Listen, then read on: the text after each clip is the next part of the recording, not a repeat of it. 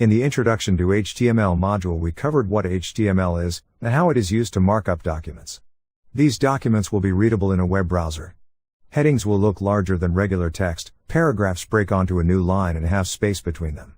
Links are colored and underlined to distinguish them from the rest of the text. What you are seeing in the browser's default styles, very basic styles that the browser applies to HTML to make sure it will be basically readable even if no explicit styling is specified by the author of the page. What is CSS? CSS stands for Cascading Style Sheets.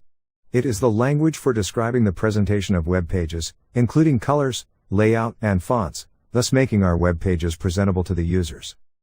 CSS is designed to make style sheets for the web. It is independent of HTML, and can be used with any XML-based markup language.